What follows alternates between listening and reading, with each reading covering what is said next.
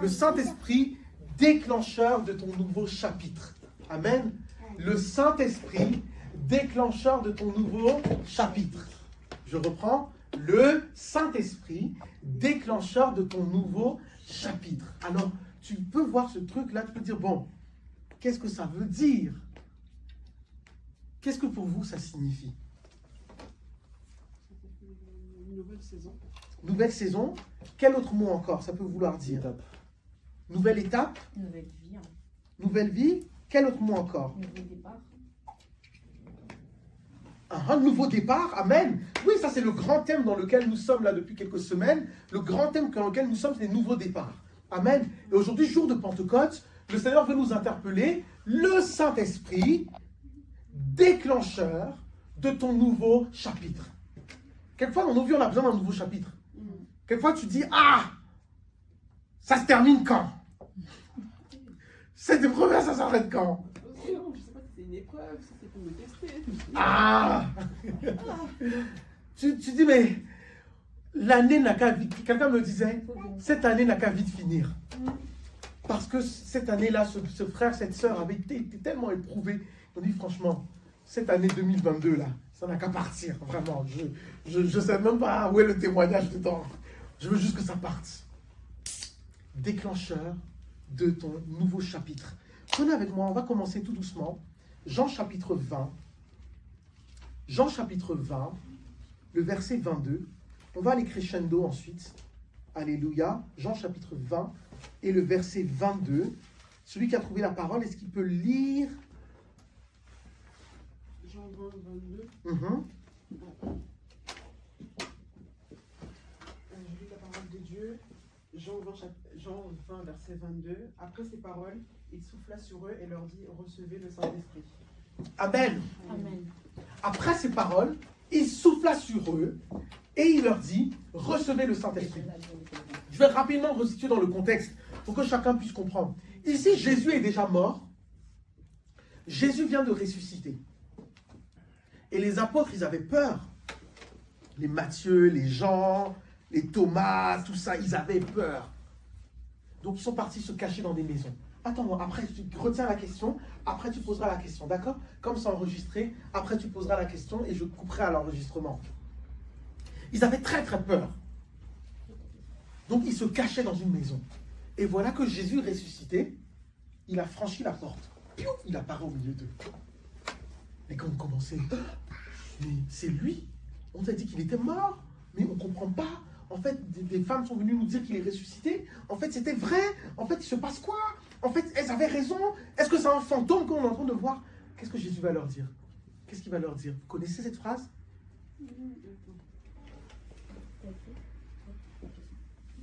Verset 19, juste à verset 19. La paix soit avec vous. Il a dit de sa belle voix. Vous voyez, il y a un film là que les plus jeunes ne connaissent pas ce film. Mais le film de Jésus qu'on regardait quand nous on était enfants là. La paix soit avec vous. C'est la phrase qu'il leur a dit. Parce qu'ils étaient troublés, ils avaient commencé à avoir peur. Il dit non, rien les gars, soyez en paix. Il va leur dire, écoutez, c'est pas un fantôme, c'est moi, touchez-moi. Ils sont venus, ils ont commencé à toucher, ils ont dit, il a vraiment les os, c'est vraiment Jésus. Il est vraiment vivant, oui, il est vivant. Avant de continuer son discours, Jésus va faire quelque chose. Il va souffler. Amen. Il va souffler sur eux, il va dire, recevez le Saint-Esprit. Recevez le Saint-Esprit. Amen. Recevez tous ici le Saint-Esprit. Parce que nous avons besoin du Saint-Esprit. Jésus savait une chose, que eux, ils n'avaient pas encore compris. Ils savaient très bien que sans le Saint-Esprit à l'intérieur d'eux, ils étaient incapables de faire quoi que ce soit.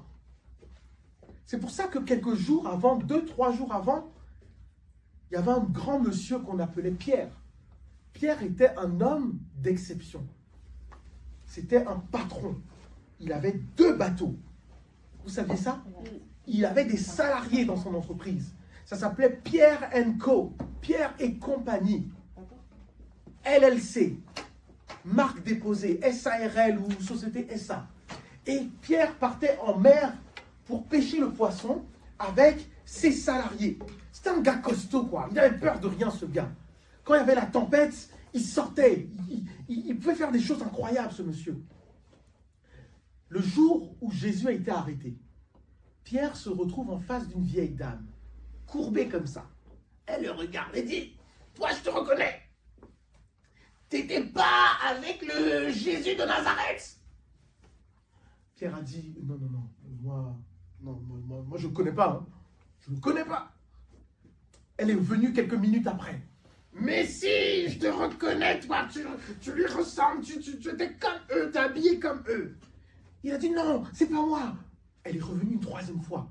Et vous savez ce que la Bible dit? Il a commencé à faire des imprécations. Il a commencé à jurer. Sur la tête de ma mère, je ne la connais pas. Sur la tête de celui-là, la tête de mes enfants, je ne le connais pas, ce Jésus. Pourquoi Pierre? Posez-vous la question. Pourquoi Pierre, le costaud, le Pierre qui n'a peur de rien, quand il y a la tempête, il aperçoit Jésus qui marche sur les eaux. Il dit, attends, lui, Jésus, il marche sur les eaux. Attends, moi aussi, je veux marcher sur les eaux. Il se lève, il dit, Jésus, c'est toi, dis-moi que je vienne à toi. Jésus dit, Pierre, pas de problème, viens. Pierre sort du bateau et il marche sur l'eau. Waouh! Dans nos prédications, souvent, on a tapé sur Pierre. Mais Pierre est courageux. Hein. Les autres sont restés tranquillement dans la barque, n'est-ce pas? Les autres sont restés dans le fond de la barque, là, à avoir peur de la tempête. Pierre, il se lève, il marche sur l'eau. C'est le caractère de Pierre. Mais Pierre se retrouve devant cette vieille dame et puis Pierre a renié Jésus 3 fois. Qu'est-ce qui manquait à Pierre? Il lui manquait quoi? Il lui manquait qui? Il lui manquait le Saint-Esprit. Parce que Pierre n'avait pas encore le Saint-Esprit. Et donc Jésus apparaît dans cette salle. Il va leur dire, écoutez, avant que je commence à discuter, recevez le Saint-Esprit. Amen. Recevez le Saint-Esprit. Laissez les enfants, c'est leur façon aussi d'apprendre. C'est le kinesthésique. Oui, c'est la vidéo. C'est pas grave. C'est leur façon aussi d'apprendre, tu vois. Quand je fais, ils vont rentrer à la maison, ils vont dire, ah, aujourd'hui l'évangéliste, il a fait, recevez le Saint-Esprit. Ce sera leur compréhension du message. C'est déjà très très bien. Donc, le Saint-Esprit vient habiter à l'intérieur d'eux. C'est ce qu'on va lire maintenant dans Jean, toujours dans le livre de Jean, Jean chapitre 14, verset 23. Jean chapitre 14, verset 23, je vais lire. « Si quelqu'un m'aime, il gardera ma parole. Aha. Et mon Père l'aimera. Nous viendrons à lui et nous ferons notre demeure chez lui. Celui qui ne m'aime pas garde point mes paroles. Et la parole que vous entendez n'est pas moi, mais du Père qui m'a envoyé. » Et regardez le verset 25. « Je vous ai dit ces choses pendant que je demeure avec vous, mais le Consolateur, le Saint-Esprit, que le Père enverra en mon nom, vous enseignera toutes choses et vous rappellera tout ce que je vous ai dit. » Amen. Amen. Est-ce que je peux avoir un bon amen? Amen. Amen. Regardez, Jésus est en train de dire ceci.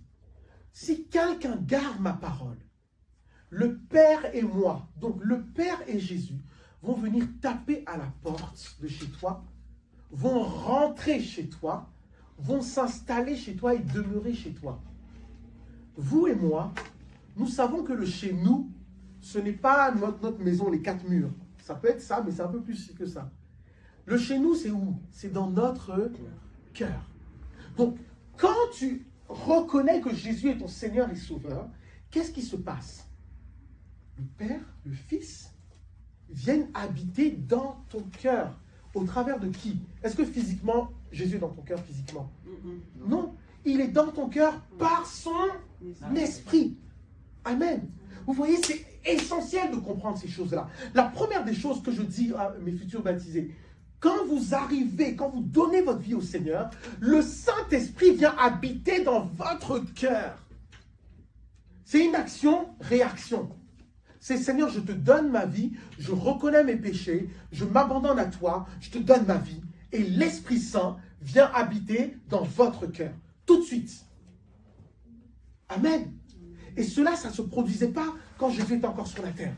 Donc, ils avaient la volonté de faire certaines choses, mais ils n'avaient pas la force à l'intérieur. Ils n'avaient pas la voix du Saint-Esprit à l'intérieur qui pouvait retentir dans leur cœur.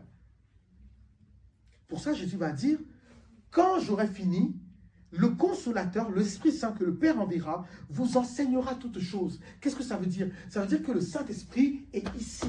Il est dans votre cœur. Il est en vous. Alléluia. Il est en vous. Il habite en vous. Il demeure en vous. Ça, c'est le Saint-Esprit. Donc, une personne qui veut démarrer un nouveau chapitre dans sa vie, la première des choses à lui dire, c'est, mon frère, ma soeur, accepte Jésus comme ton Seigneur et Sauveur. 1. Et une nouvelle saison va démarrer dans ta vie. Le Saint-Esprit va venir habiter en toi. Alléluia. Amen. Le Saint-Esprit va venir habiter en toi. Le Saint-Esprit est Dieu. Le Saint-Esprit est une personne. Le Saint-Esprit, il parle. Amen. Ça veut dire qu'à l'intérieur de toi, il y a une personne qui peut te donner des conseils. À l'intérieur de toi, il y a une personne qui peut diriger tes pas. À l'intérieur de toi, il y a une personne qui peut t'amener à réaliser certaines choses, à réaliser le plan de vie que Dieu a pour toi. Si ta vie est bloquée, si ta vie est comment dire, foudroyée dans un endroit où tu n'arrives pas à avancer, confie-toi aujourd'hui, pas demain, je t'en prie. Aujourd'hui, confie-toi, demande l'aide du Saint-Esprit. Alléluia. Parce que le Saint-Esprit va communiquer en toi une grâce. Il va communiquer en toi des enseignements. Il va te rappeler les enseignements que tu as eus à l'église. Il va te rappeler les paroles de la Bible que tu as lues. Et il va te conduire vers de verts pâturages. Le problème aujourd'hui, c'est que beaucoup viennent à l'église, mais beaucoup ne veulent pas entendre parler du Saint-Esprit. Ils ne veulent pas de relation avec Jésus. Ils veulent juste, oh, pasteur, priez pour moi, j'ai mal ici. Oh, évangéliste, priez pour moi, il faut que je trouve le travail. Oh, mes sœurs et frères, je cherche une nouvelle voiture, je veux plus d'argent, priez pour moi. Oui, ok. Est-ce que tu peux interroger le Saint-Esprit? Amen. Si tu interroges le Saint-Esprit, est-ce que tu sais que tout de suite, si tu l'interroges, il te répond? Regardez, faisons cet exercice. Inclinons la tête. Disons, Saint-Esprit, parle-nous. Dis-le intérieurement. Saint-Esprit, parle-moi.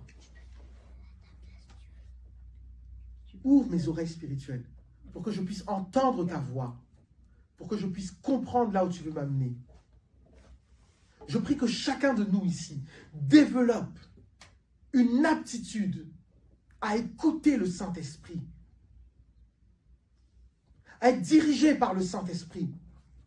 Que la rébellion soit ôtée des cœurs. Dans le nom de Jésus. Amen. Amen. Levons la tête. Commencez à vous habituer à ça. Il y a des moments après la prière, je vais dire, toi, qu'est-ce que tu as reçu? Toi, qu'est-ce que tu as reçu? Toi, pendant le temps de prière, qu'est-ce que tu as reçu? Toi, pendant l'adoration, qu'est-ce que tu as vu? Le Saint-Esprit va vous communiquer ces choses. Amen. Le Saint-Esprit va vous communiquer ces choses. Alléluia. Jean frère, toi tu rentres en seconde, c'est ça? Non, en troisième. En troisième. Donc bientôt la seconde. Quelle orientation je prends? Il faut demander au Saint-Esprit. Amen. Il faut commencer maintenant à demander au Saint-Esprit. Il ne faut pas arriver à l'école et puis quelqu'un va dire, oh toi comme on n'aime pas ta tête, va ici. Bon, toi on t'aime bien, rentre ici. Toi ici. Non, il ne faut pas subir les orientations. Demande au Saint-Esprit, Saint-Esprit, où est-ce que tu m'amènes? Amen. C'est le jour de la Pentecôte aujourd'hui. C'est le jour où on parle du Saint-Esprit, où on le met comment dire, en avant, où on explique son rôle, où on dit, mais en fait, tu veux que ta vie soit changée? Donne ta vie à Jésus. 1. Deuxièmement, sache que c'est par la puissance du Saint-Esprit. Ce n'est pas par ta force, ce n'est pas par ton intelligence, mais c'est par la puissance du Saint-Esprit. Je reprends, ce n'est ni par la force des hommes, ni par l'intelligence des hommes, mais par la puissance du Saint-Esprit, que les montagnes seront déplacées, que les vies seront redressées, que ce qui est tordu dans les vies sera redressé, ce qui est courbé sera ramené droit. C'est par la puissance du Saint-Esprit. Nous avons besoin aujourd'hui, plus qu'hier, du Saint-Esprit. Alléluia. Amen. Alors souvent chez nous, les chrétiens, chez les évangéliques, on confond un petit truc. On se dit, la naissance de l'Église, c'est Actes des Apôtres, chapitre 4. Chapitre 3, chapitre 4. En réalité, pas vraiment. Pourquoi pas vraiment? Parce que ce qui fait qu'une personne devient chrétien, c'est l'Esprit de Dieu qui vient habiter en eux. Quand Jésus est arrivé dans la pièce avec eux, il a fait quoi? Il a soufflé. Qu'est-ce qu'il a dit? Recevez le Saint-Esprit. L'Esprit de Dieu est venu faire quoi? Il est venu habiter dans leur cœur. Amen. Actes des Apôtres, chapitre 3, chapitre 2, chapitre 3, c'est autre chose. C'est toujours l'œuvre du Saint-Esprit, mais c'est une œuvre du Saint-Esprit sur nous. C'est un revêtement. Amen. Regardez, je vais donner l'image, j'enlève ma veste. Premièrement, la chose essentielle que veut faire l'Esprit de Dieu, c'est d'abord de rentrer dans votre cœur. Et pour cela, ce que j'ai expliqué, il faut accepter le Seigneur Jésus comme Seigneur et Sauveur. Il vient rentrer dans ton cœur, il vient s'installer dans ton cœur. À ce moment-là, nous devenons chrétiens. Amen. À ce moment-là, si nous sommes plusieurs assemblés dans ce lieu, si nous recevons l'Esprit dans nos cœurs, nous sommes l'Église. Parce que le Saint-Esprit est là. Amen. Donc la véritable naissance de l'Église, c'est dans cette pièce. C'est quand Jésus est rentré, il a dit, recevez le Saint-Esprit. La véritable naissance de l'Église, c'est là. Alléluia. Maintenant, il s'est passé dans Actes 2 et 3 quelque chose d'autre. C'est qu'on appelle cela le revêtement du Saint-Esprit. C'est le Saint-Esprit qui survient sur vous. Lisons Actes des Apôtres. C'est ce que Jésus lui-même dit. Regardez, Actes des Apôtres chapitre 2. Le jour de la Pentecôte, ils étaient tous ensemble dans le même lieu. Tout à coup, il vint du ciel un bruit comme celui d'un vent impétueux et il remplit toute la maison. Amen. Des langues de feu, semblables à des langues de feu, leur apparurent, séparées les unes des autres, et se posèrent sur chacun d'eux. Ils furent tous remplis du Saint-Esprit, et ils se mirent à parler en d'autres langues, selon que l'Esprit leur inspirait de s'exprimer. Donc le deuxième jour, Actes des Apôtres, qu'est-ce qui s'est passé? Le Saint-Esprit va descendre sur eux comme un revêtement. Revêtement, c'est quoi? C'est vêtir. Revêtement, c'est ça. Le Saint-Esprit descend sur eux comme ça. Comme un manteau, notre sœur est venue avec un super manteau aujourd'hui, comme un manteau qui est déposé sur toi. Ça, c'est le revêtement du Saint-Esprit. Et ce revêtement du Saint-Esprit, il me permet de produire certaines œuvres, il me permet de faire des miracles, il me permet de manifester une certaine puissance. Mais ce qui est à l'intérieur, le Saint-Esprit à l'intérieur, est tout aussi important, voire même plus important que le revêtement. Alléluia. Parce que le Saint-Esprit qui est dans nous, lui, il ne bouge jamais. Il est avec nous tous les jours, jusqu'à la fin du monde, jusqu'à ce que Jésus revienne. Est-ce que vous saviez ça? Quand vous priez en tant qu'enfant de Dieu, vous n'appelez pas Dieu, Dieu est où, dans le ciel, quelque part caché. Non, non, non. Il est en toi. Si tu es un enfant de Dieu, rentre en toi-même, rentre dans ta chambre, disait Jésus, ferme la porte, rentre en toi-même, il est là dans ton cœur. Vous saviez ça? Le Saint-Esprit n'est pas caché quelque part là-bas au ciel. Non, non, il est là, il est tout près de toi. Interroge-le. Amen. C'est le plus grand secret. Interroge-le. Commence à parler avec lui. Commence à l'interroger. Et si tu veux lui demander le revêtement de puissance, tu peux lui demander, Seigneur, revêt-moi de ta puissance. Remplis-moi encore, que je puisse parler en de nouvelles langues, que je puisse être visité, que je puisse connaître la visitation par le Saint-Esprit. Demande-le. Demande-le et crois-le. Amen. Tu le verras s'accomplir. Alléluia. Donc ça, c'est ce que le Saint-Esprit fait. Il vient en nous, il vient sur nous. Et puis aussi le Saint-Esprit, c'est le dernier point, après quoi on va prier. Je ne veux pas être long aujourd'hui. Le Saint-Esprit vient communiquer la vie. Il vient communiquer la vie.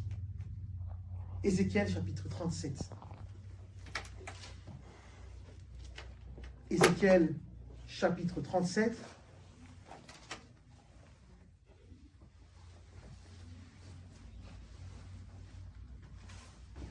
Vous le lirez à la maison. Je vais juste prendre quelques versets pour le lire. Vous le lirez à la maison. Je veux que chacun puisse lire Ézéchiel 37 à la maison. Amen. Parce que Ézéchiel 37 nous dit que quand c'est mort, vous voyez, souvent dans nos quartiers, on parle et puis ils disent non, franchement, c'est mort, laisse tomber, c'est totalement mort. Il n'y a plus rien à faire. Quand c'est mort, c'est là que Jésus veut rentrer en scène. Amen. Quand il n'y a plus rien à faire, c'est là que le Saint-Esprit veut rentrer en scène. Quand il n'y a plus d'espoir, c'est là que le Saint-Esprit vient rentrer en scène. Et regardez cette vision. La main de l'Éternel fut sur moi, et il me transporta en esprit, et me déposa dans le milieu d'une vallée remplie d'ossements. Une vallée dans laquelle il n'y a que des ossements. Il n'y a que des vieux squelettes. Les squelettes sont tellement vieux que même le bras s'est détaché, le pied s'est détaché, il est parti là-bas, le crâne aussi est parti. Un truc horrible. Une vision horrible. Une vision de... Comme dans les... Oui? Macabre. Comme dans les dessins animés, les cimetières d'éléphants dans les dessins animés. Vous avez vu ça certainement? Voilà, dans le Roi Lion, merci. Dans le Roi Lion, le cimetière d'éléphants. Où les os sont les uns les autres, c'est n'importe quoi. Et donc le prophète Ézéchiel se retrouve transporté en esprit dans une vision pareille. Sinistre. Et il me dit, fils de l'homme, ça c'est Dieu qui pose la question. Fils de l'homme, serviteur de Dieu, servant de Dieu, les os que tu vois là, pourront-ils revivre? Et regardez, la première fois, j'aime la réponse d'Ézéchiel. Hein. Il n'a pas voulu frustrer Dieu. Il n'a pas voulu dire, toi aussi Dieu, comment tu peux te poser une question comme ça? Moi, non, c'est impossible. Il n'a pas voulu faire ça. Il dit, Seigneur, toi seul tu sais. Hein. Ces os pourront-ils revivre? On lui pose la question, il dit, il répond ni oui ni non. Il dit, moi pas savoir. Hein. Toi seul tu sais. On lui repose la question, est-ce que tu crois que ces ossements desséchés pourront revivre? Franchement, il ne veut pas dire non au Seigneur. Humainement, tu dis non. Intérieurement, tu dis non. Dans la logique et dans l'intelligence humaine, si quelqu'un était vivant, il est mort. Finalement, le corps s'est décomposé. Il n'y a plus rien, il n'y a que les os. Le pied qui était attaché ici est parti à l'autre bout là-bas. La tête est partie. Comment on va rassembler ça pour... Comment on va remettre... Il faut dire ça, c'est son pied. Après, il faut... Non, il n'y avait rien à faire. Alors, regardez, verset 4. Il me dit, prophétise sur ces eaux et dis-leur, ossements desséchés, écoutez la parole de l'Éternel. Amen. Ainsi parle le Seigneur, l'Éternel à ses eaux. Voici, je fais entrer en vous un esprit et vous vivrez. Je vous donnerai des nerfs, je ferai croître sur vous de la chair, je vous couvrirai de peau, je mettrai en vous un esprit et vous vivrez et vous saurez que je suis l'Éternel. Je prophétisais selon l'ordre que l'Éternel m'avait donné et il y eut un bruit et il se fit un mouvement et les os s'approchèrent les uns des autres. Je regardais, et voici, il vint des nerfs, de la chair, de la peau, etc. Mais il n'y avait point en eux d'esprit. Donc là, le miracle a commencé. Les os ont commencé à bouger, les squelettes se sont reformés, ensuite la peau s'est reformée, les muscles sont réapparus, les organes qui étaient dedans ont réapparu. Mais par contre, il n'y avait pas encore de vie. Il me dit, prophétise et parle à l'esprit. Prophétise, fils de l'homme, dit l'Éternel. Esprit, viens des quatre vents, souffle sur ces morts et qu'ils revivent. Je prophétisais selon l'ordre qu'il m'avait donné et l'esprit entra en eux et ils reprirent vie et ils se tinrent sur leurs pieds. C'était une armée nombreuse. Amen. Une armée très nombreuse. J'aimerais dire à quelqu'un, peut-être que dans ta vie, c'est compliqué actuellement, mais j'aimerais te dire, l'Esprit de Dieu, alléluia, le Saint-Esprit va souffler sur ce qui est mort et va redresser tout ce qui était tordu, tout ce qui était mort. Alléluia. Le Saint-Esprit va redonner de la substance, il va redonner de la beauté, il va redonner de la clarté à ce qui avait été disparu, à ce qui était mort, à ce qui était délabré, à ce qui n'avait plus, avait le regard macabre. Le Saint-Esprit, par sa puissance, il le fait. Par sa puissance, il le fait. Il vient et il active quelque chose en toi. Il active quelque chose, il vient souffler sur tes os qui sont desséchés et il leur donne à ce que la vie revienne. Et ça, c'est en tout. Ça peut être ta vie professionnelle, ça peut être ta vie scolaire à l'école, à l'université, à la fac, dans ton école d'ingénieur, de commerce ou quoi que ce soit. Amen. Ça peut être dans ta famille. Tu peux regarder dans ta famille, les gens ils se parlent plus, ils se disputent. Amen. Tu peux regarder parmi les amis, les anciennes relations, des anciennes amitiés qui ont été perdues. Tu peux même regarder ton âge, tu dis, bon, à mon âge, c'est trop tard. Il n'y a pas de trop tard. L'Esprit de Dieu, il souffle. Amen. Il souffle et il ramène à la vie ce qui était perdu. Il ramène à la vie ce qui était considéré comme étant mort. Il ramène à la vie ce pourquoi, quand les hommes regardent, disent, oh, laisse tomber, c'est plus la peine. Partons d'ici, c'est plus la peine. Alléluia. Il ramène cela à la vie. Et c'est en croyant en cela que nous avons vu des personnes, des femmes qu'on leur a dit, oh, tu ne pourras jamais avoir d'enfants, avoir des enfants. Amen. C'est en croyant ces paroles qu'on a vu des personnes, on leur a dit, toi, avec ton CV là, jamais tu peux travailler ici. Jamais. Et vous savez quoi? Dieu l'a fait. Dieu l'a positionné. On les a regardés, on leur a dit, oh, vous dans votre famille, bof, tout le monde est pauvre. Toi aussi, tu seras aussi pauvre. Mais vous ne connaissez pas mon Dieu. Alléluia. Vous ne connaissez pas mon Dieu. Vous ne connaissez pas le Dieu que nous prions. Vous ne connaissez pas le Dieu que nous servons. Il est celui-là qui amène une vie nouvelle, un chapitre nouveau au travers du Saint-Esprit. Alléluia. Est-ce qu'on peut se tenir debout dans sa présence? Nous allons commencer à prier. Nous allons demander au Seigneur. Et j'aimerais que pendant ce temps de prière, que tu puisses prophétiser sur ta vie. Alléluia. Que tu puisses parler sur ta vie, sur ce que tu vois qui est dérangé là, les trucs qui sont dérangés, qui sont bizarres, où les hommes disent il n'y a plus rien à faire. Tu viens, tu prophétises dessus, tu appelles la vie, tu appelles quelque chose de nouveau et le Seigneur le fera, je le crois, parce que son esprit est où? Son esprit est où? Il habite où? En nous. Son esprit est en toi. Amen. Donc quand tu prophétises, cette parole également est empreinte d'autorité et empreinte de puissance. Alléluia. Élevons la voix. Commence à prier au nom de Jésus.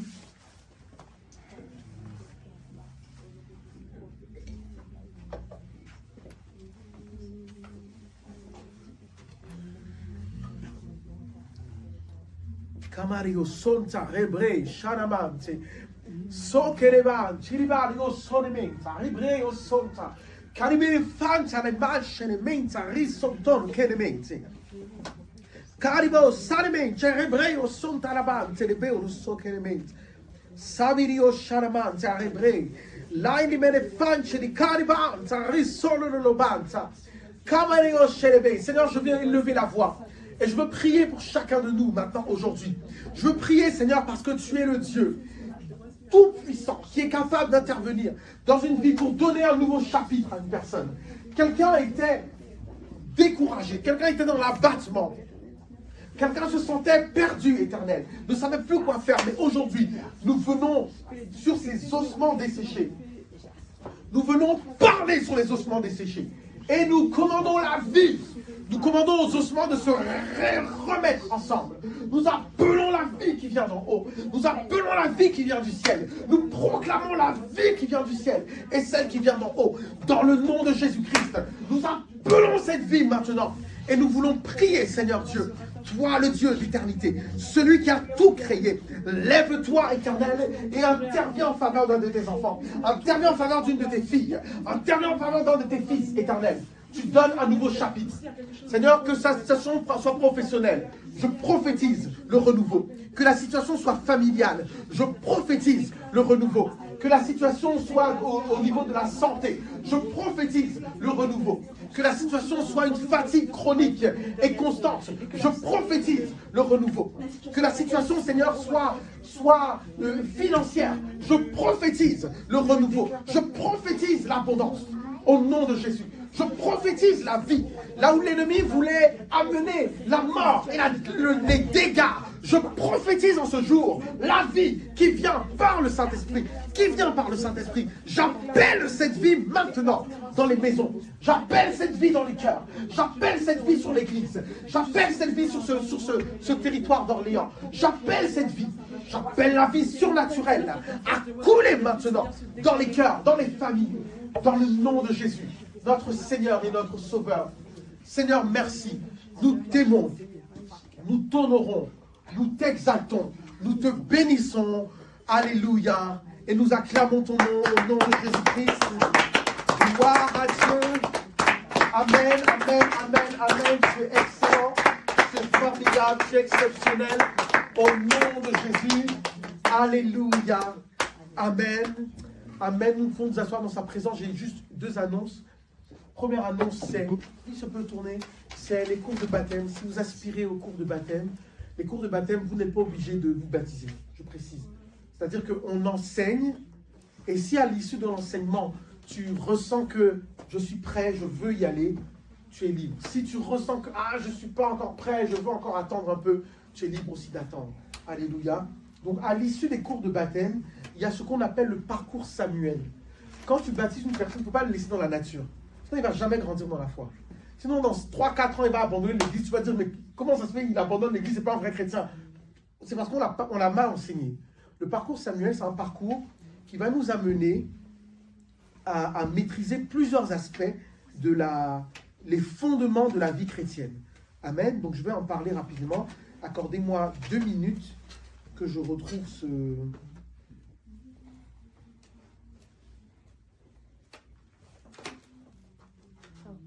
Donc, parcours Samuel, c'est un parcours au minimum en 2 ans. D'accord? Qui, en 2 ans, vont nous permettre d'aborder tous les fondements de la vie chrétienne. Donc, on va commencer le cours de baptême d'eau. Ensuite, on va attaquer cours baptême du Saint-Esprit. Ok?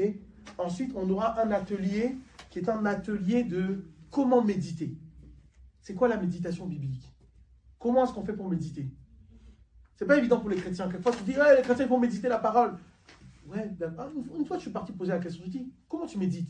Je dis, franchement, même moi-même, je ne sais même pas comment méditer. Toujours, on me dit, médite, je ne sais pas c'est quoi méditer. Je dis, ok, d'accord. Je dis, non, il faut qu'on fasse un cours, un atelier. Qu'est-ce que la méditation? Comment on médite? Ensuite, comment est-ce qu'on conduit un temps de prière? Comment est-ce qu'on prie? Certains chrétiens ne savent pas. Il faut leur apprendre. Il y a plusieurs formes de prière. Il y a plusieurs façons de prier, il y a plusieurs formes de prière. Après ça, on va aborder le cours sur la régénération. Qu'est-ce que la régénération? Qu'est-ce que la justification? Qu'est-ce que la glorification? Ça, c'est les fondements de la foi. Il faut qu'on aborde ça. D'accord? Après, le cours sur la foi. Donc ça, c'est un module, ça va peut-être prendre 7-8 mois. Quand on ferme ce module, on va attaquer ensuite un deuxième module. Le deuxième module, c'est vie chrétienne. Comment est-ce qu'on fait pour vivre la vie chrétienne dans l'église? Tu appartiens à une église. Ok, qu'est-ce que le serviteur de Dieu qui est devant toi attend de toi? Et qu'est-ce que toi également tu as en droit d'attendre du serviteur de Dieu? Le serviteur de Dieu aussi, il attend aussi des choses de toi. Tu vois? Les fondements, cours sur la foi, le baptême d'eau, baptême de l'esprit, atelier, comment méditer la parole de Dieu. Atelier, apprends-nous à prier, le service, cours sur le service dans l'église de Christ, la vie communautaire et la discipline qu'on doit avoir dans l'église. Et ça, c'est pas juste ici, hein. C'est quand tu vas partir à une autre église, tu verras aussi que, bon, il y a des habitudes, il y a une habitude, il y a une discipline aussi à avoir. L'éthique chrétienne et la vie de sanctification. Qu'est-ce qu'on attend d'un chrétien? Est-ce que un chrétien, il vient ici, il sert ici devant, dehors, il a une femme, 2 copines, homme ou femme, hein. Vous voyez? Par exemple, il est jeune, il n'est pas encore marié, il vient ici, il sert, on lui donne le micro, il est zélé, Quand tu te promènes dans Orléans, tu le croises, aujourd'hui il est avec une copine, demain, qu'est-ce que Dieu dit? Il y a une éthique qu'il faut avoir. Amen. Il y a une façon Ensuite, le cours sur la transmission de l'évangélisation. Comment est-ce qu'on va transmettre l'évangile? C'est important d'apprendre aux chrétiens à savoir témoigner dans la rue, savoir témoigner auprès de leur famille. Après, plus tard, il y a les cours sur les ministères, les dons et les appels. Donc ça va commencer à introduire, ça c'est au bout de 1 an et demi quasiment, on commence à introduire certains qui ont des appels, vont peut-être commencer à se retrouver là-dedans. Ok? Mais même si on ne traite pas encore, hein, on commence à nous donner un aperçu. Qu'est-ce que les ministères? Il y a 5 ministères, à quoi ça sert? Aujourd'hui, il y a beaucoup de chrétiens qui sont fâchés avec les ministères. Ils ne veulent pas entendre parler d'église. Mais Dieu a établi une église avec 5 ministères. Il a dit ces 5 ministères doivent conduire l'église. Toi, maintenant, tu dis, je ne veux pas de pasteur, je ne veux pas d'évangéliste, je ne veux pas de prophète devant moi. Je suis chez moi à la maison, laissez-moi prier seul. Comment tu veux grandir dans le plan de Dieu si tu ne comprends pas le plan de Dieu pour son église? Il faut expliquer. Amen. Il faut expliquer. Le cours sur l'imposition des mains. Qu'est-ce que c'est que l'imposition des mains? Pourquoi? Comment est-ce qu'on impose les mains à quelqu'un? Dans quelles circonstances? Il faut le voir. Le cours sur la résurrection des morts, le jugement éternel, la guérison divine. Ensuite, on abordera aussi les dons spirituels. Donc voilà, c'est un parcours qui est... Donc là, on a la promotion de baptisé qui est fin juin. Et après cette promotion, cours Samuel va démarrer. Tout de suite. Baptême de l'esprit. Mais c'est privé, pardon. Excuse-moi. Dis-moi. J'avais demandé, même si tu t'es pas fait baptiser, tu peux aussi participer au cours Samuel. Ça, je l'ai demandé. On peut participer. En fait, il y a des gens, par exemple, toi, par exemple, tu es baptisé déjà. Mm. Donc, cours Samuel, quand tu reprends juste à partir du baptême du Saint-Esprit. Mm. Si tu es déjà rempli du Saint-Esprit, tu peux aussi revenir réécouter. Parce qu'on a toujours besoin d'apprendre. Mais c'est ce que je conseille. Suivez ce parcours, c'est 1 an et demi. Le but, c'est vraiment qu'au bout des 1 an et demi, qu'on ait des chrétiens affermis qui sont tranquillement en mesure de venir ici devant. Mm. Amen. Qui peuvent gérer une cellule de prière tranquillement chez eux à la maison. Et ça, je redis, hein, moi, ça ne m'intéresse pas, chrétien, je te cours après. Pendant 4 ans, je suis là, je te cours après. Je veux former des leaders. Amen. Je redis, je veux former des leaders. Amen. Donc, si tu as cette âme-là, rejoins-nous. Nous allons prier, nous allons travailler ensemble. Nous allons nous affermir ensemble. On va aller de l'avant. Voilà, Jésus nous aime. Je vais prier pour la fin. Il y a des questions? Des questions? Tu avais une question? Vas-y, dis-moi, mon enfant. En fait, ma question c'était que, tu vois, quand tu avais parlé de que, en fait, quand tu avais parlé que Dieu, C'est pas grave. Ne laisse pas, ça va. Laisse s'exprimer. Exprime-toi, mon grand, exprime-toi. que Dieu fait des miracles, bah, moi j'ai déjà eu l'expérience. Tu as eu l'expérience du miracle. Lève-toi, tu peux nous dire quelle était l'expérience du miracle? Tu peux couper mon frère.